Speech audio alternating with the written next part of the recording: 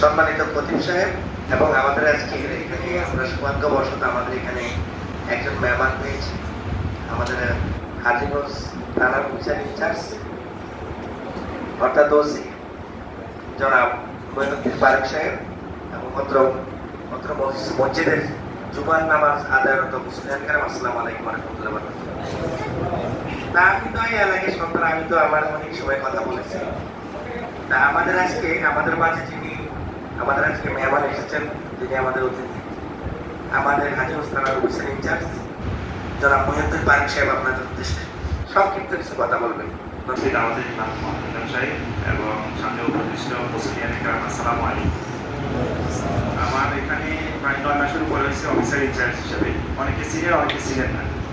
আমি এখানে ওই যে জসিম ভাই বললো যে আমার এখানে মসজিদ আছে, একটু আসে, এই জন্য আমি চেষ্টা করি যে সব প্রতি শুক্রবারে হাজীগঞ্জের বিভিন্ন মসজিদে নামাজ পড়ার জন্য বা একটু আমি শর্ট মেসেজ দেওয়ার জন্য, এলাকার স্বার্থে দেশের স্বার্থে। আর বিশেষ করে বড় মসজিদে বিভিন্ন প্রোগ্রাম থাকে, এই জন্য আমার বিশেষ করে যাওয়া হয় না। তো আমার সবাইকে এখানে আজকে আসছি, আপনাদের সাথে পরিচয় হতে পেরে আমি অনেক আনন্দিত। আর ঈদের শুভেচ্ছা জানাই আপনাদেরকে। আর আমার একটা ছোট্ট মেসেজ, এলাকাতে যারা ইফটিজিং করে, কিশোর গ্যাং এবং মাদক, বিশেষ করে মাদকের কারণে সমাজের এই বিভিন্ন বাবা মা যায় আমার কাছে কান্নাকাটি করে প্রায় সময়, প্রতিদিন। এটার জন্য আমরা নিজেরা দায়ী। এখানে দেখেন ম্যাক্সিমাম বয়স্ক, আমার মতো 48 বা 60 বছরের যারা বৃদ্ধ তারা, কিন্তু ইয়াং ছেলেদের সংখ্যা খুবই কম, তারা মোবাইল নিয়ে থাকে সবসময়। এটা আমাদের গার্ডিয়ানদের মূল দায়িত্ব, এই ছেলেদেরকে একটু যদি ইসলামের অনুশাসন যদি মানিয়ে চলে, ছেলেরা নামাজ পড়ে 5 ওয়াক্ত, তাইলে কিন্তু অপরাধে তারা জড়িত হয় না সমাজ। যেমন আমরা গ্রামে ছেলে আমরা দেখছি, আমি ছোটবেলা থেকে গ্রামগঞ্জ দেশে বিদেশে আমি চাকরি করছি, আমার অভিজ্ঞতা আছে। জাতিসংঘে 1 বছর 1 মাস চাকরি করছি, বিশ্বের প্রায় 50টা দেশে পুলিশের সাথে কাজ করছি। তো মোটামুটি আমার সরকার এই 40 বছরের 20 বছরের চাকরি অভিজ্ঞতা আছে।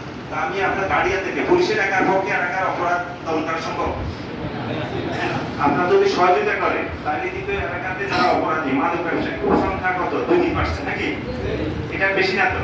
আপনারা যদি যৌথভাবে পুলিশকে সহযোগিতা করেন, ওসি নাম্বার আছে, ওসি নাম্বারে ফোন করেন আসছে, তাহলে আমরা এলাকা থেকে মাদক নির্মূল করার জন্য আপনাদের সহযোগিতা নিয়ে কোনো মাদক থাকবে না এলাকা।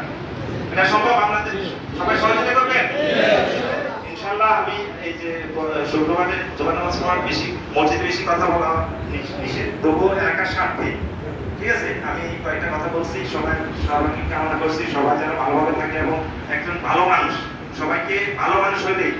আর সবচেয়ে বিশেষ কথা হচ্ছে হাজীগঞ্জে ঈদের দিন, ঈদের পরের দিন শুধু মারামারি, কোপাকুপি, ছড়ি দিয়া চাপা দিয়ে যেভাবে কোবাইতেছে। আমি এই 9 মাসে 2টা ঈদ পাইছি, 2টা ঈদ দেখলাম যে কোবাইয়া হাসপাতাল পাঠিয়ে দিচ্ছে, কুমিল্লা নিতেছে, ঢাকা নিতেছে। তো এটা একটু আপনার ছেলেদেরকে বাতিজা যারা আছে আত্মীয় স্বজন, ছেলেদেরকে বলবেন 5 ওয়াক্ত বছর নামাজ থেকে শুরু করে যদি মসজিদে আসে, তাহলে কিন্তু সে অপরাধে যাবে না, সে মাদক খাবে না, মাদক ব্যবসা করবে না। তো সবাইকে অসংখ্য ধন্যবাদ। আসসালামু আলাইকুম ওয়া রাহমাতুল্লাহি ওয়া বারাকাতুহু। একদিন আমাদের খবর বেশি হয়ে যেতে পারলো, মৃত্যু আসার আগে আগে আমাদের প্রত্যেকে মৃত্যুর জন্য প্রস্তুতি নেওয়ার তৌফিক দান করেন।